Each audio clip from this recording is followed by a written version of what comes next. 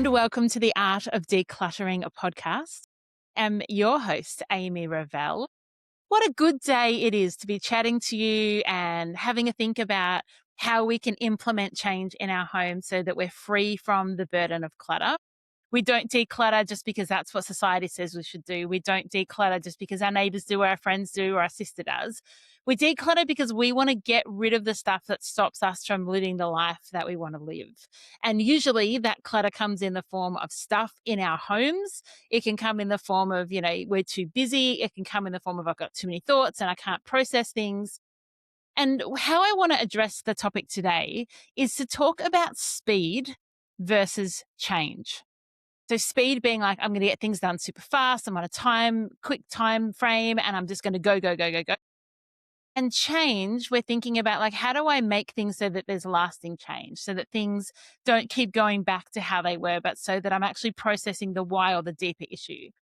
And so one way that you might think of speed versus change is speed is operating at, this level where you're going hard and fast, and it's like a higher level. It's, you're not trying to go deep. You're just trying to surface clean or surface process and declutter. And then the change is that slower, deeper, really thinking through what you're doing. Whereas when you're going at speed, you're not taking the time to think, I wonder why I feel this way about my stuff. So that's what I want to discuss today. The good thing is that there is a time for speed and there is a time for change. Because sometimes it will be that you try and use speed when you need change and you try and use change when you need speed. And so you can be really frustrated if you find that there's friends coming over and you're like, quick, someone's coming over in half an hour. I need to just do a quick tidy.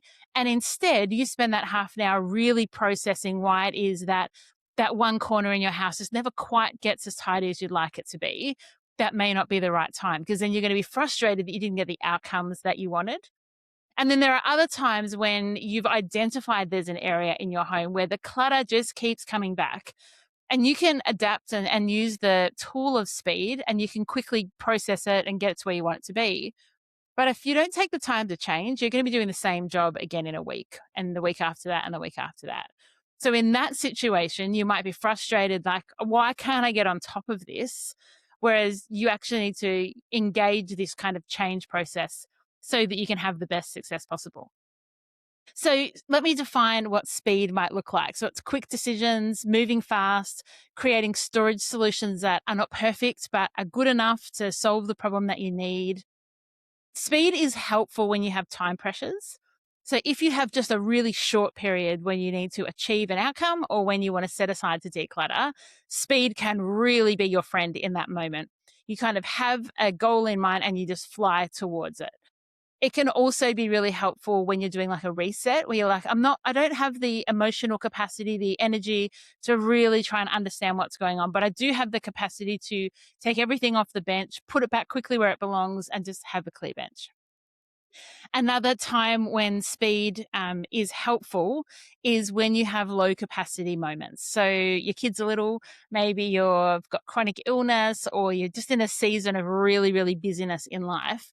In that season, you may not have the time to set aside, how am I going to process this? And I'm really going to think through all my hurdles and my mindset blocks. You might just have to deal with speed because that's what you have. You have short, sharp periods of time. And then there's change. And change can look like sitting with decisions and taking quite a while to make the harder decisions. Speed often allows you to make those top level decisions, the quick, the easy, the I don't have to think too hard about these decisions. But change decisions might mean that you have to sit and think and ponder and go like, why do I keep this thing? What's going on for me right now? What emotions are coming up? You can ask, why am I actually holding on to this? And you might use the method of like, just ask why 5 times. So I'm keeping this because mum gave it to me. Well, why? Well, because mum always gets upset if she comes over and she doesn't see the vase I gave her being used. Why? Mum doesn't actually have a lot of money. And so when she spends money on me, I feel like I need to keep the thing. Why? And you just keep going down and you might kind of uncover some of those base level thoughts that are going on that you can then address. Change is really helpful when it's time to let go of things emotionally and not just physically. If you're getting stuck and you're justifying things all the time, like I need to keep this because, and I can't let go of that because, change can come through slowing down, having a think about like what's going on here. You're not rushing the process when you're talking about change. But what I love with change is that when you take the time to do the change processing, it often enables speed to be used more frequently, more effectively, and more efficiently. So change is a really great foundation. If you want to then kind of build and have this opportunity for speed, you need to have change as a foundation. Change can be useful if you have repeated clutter cycles throughout your home. If you've got attachment issues or identity issues around clutter, it can really help identify what those are. And if you find that some of the systems in your home are not sticking, they're not doing what you want them to do, stop and think about like, what is the problem here? Is the problem that my children are lazy? Probably not. Although maybe. But is the problem that it's not clear where the toys go away? Is the problem that they actually have too much stuff? So change allows you to sit back. We talked about that linger a few weeks ago. Take a step back and actually think, okay, what is going on here that we keep ending up where we're at? And I think that's a really important thing to do. Now, we identify that sometimes we use change when we need speed and we use speed when we need change. And this can cause frustration, overwhelm. It can cause ill planned outcomes. So if you actually need to stop and think about something, but you're in speed mode, you might be getting rid of things that you're not emotionally processed and worked through. So you might not be making the greatest decision. And if there's areas where you just need to get rid of stuff and you're wanting to do the change thinking, you might find that you spend a long time thinking about every bit of recycling that you have. And so sometimes it's about identifying like, what do I need right now? And how do I go about implementing that?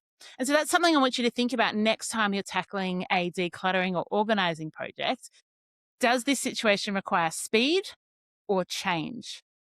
And it is unlikely that it's going to be both. It might be one and then the other, but it's unlikely you can do both of those things concurrently. You actually need to kind of order them and say, I'm going to do a little bit of speed. So what that might look like, I'm just going to go pick up all the rubbish. That is a speed moment. I do not need to spend a whole lot of time deciding what to do with packaging for my Amazon products. So great, I'm just going to do a really quick pickup. I don't need to decide what to do with the lolly wrappers that my 13-year-old has down the side of her bed. Quick, speed, speed, speed. And then once that speed moment is done, you might think, okay, now I can see that there's a bit more of a problem. What are we doing about the clothes? That's actually not working the way we're doing it. What part of the system isn't working? Is it the clothes that's the issue? We've got too much. Is it the storage that's not working? Is it actually just our laundry cycle and how we process laundry through our home? And you've slowed down for speed. So you've slowed down from that speed and you've slowed down into change.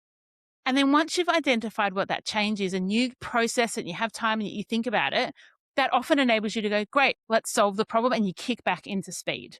So you can see how these two things work together, but it's very, very rare that they would need to happen concurrently. And so what I think is helpful for you to it's just adding to your toolbox, right? There's so much that I do that I just want to add to your toolbox of like, how do you actually make these choices? How do you know how to declutter when you're stuck? Could this be a tool where you're like, what does this situation require? Do I need to implement speed or do I need to implement change? So wherever you are, whatever project you're doing, whatever area you're focused on, stand back and think that. So if you've got, as I said, people coming over, if you are about to go away on holidays and you want to come home to a tidy house, that's one of my favorite things to do when we go away, is make sure the house is like just in great condition, fresh sheets, fresh towels, washing all away, everything's just good so that when I come home. So that is a moment for speed. I just want to get the stuff done. But when I'm going through maybe my memento items or I'm looking through stuff from when my kids were little, that might require some change. I might get stuck and be like, oh, I can't get rid of like their little schoolwork projects.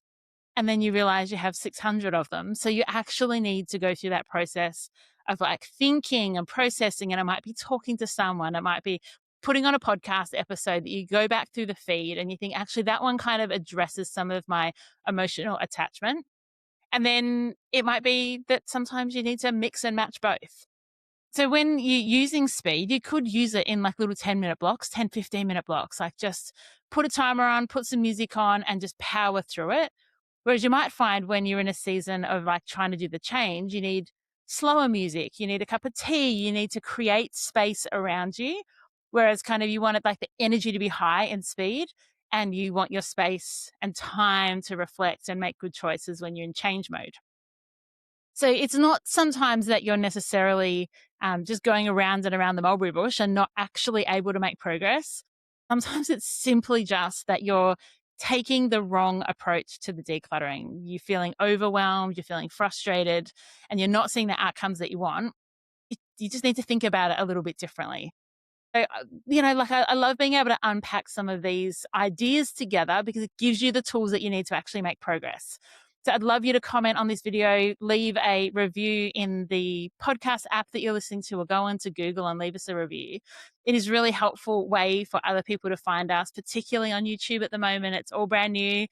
We've only been YouTubing for the last 3 months. So there's lots of opportunity for you to engage and just go for it. Go get into it. I'm getting much more feedback than I have. So you guys are like stepping up, engaging a bit more and telling me like, this is what I'm doing. This is where I'm stuck. Lots of people do not want to get rid of their books. I did an episode earlier in the year that said, maybe you have too many books. And the amount of people that have messaged me and said, nope, don't touch my books. I mean, fair. I get that. So thank you. Lovely to be with you again this week. Have a think about whether you need to go fast and make quick decisions and, have that pace and speed, or whether you need to step back and actually think about, well, how do I make change here, is going to be really great for you over the next few weeks. So until next week, enjoy the freedom.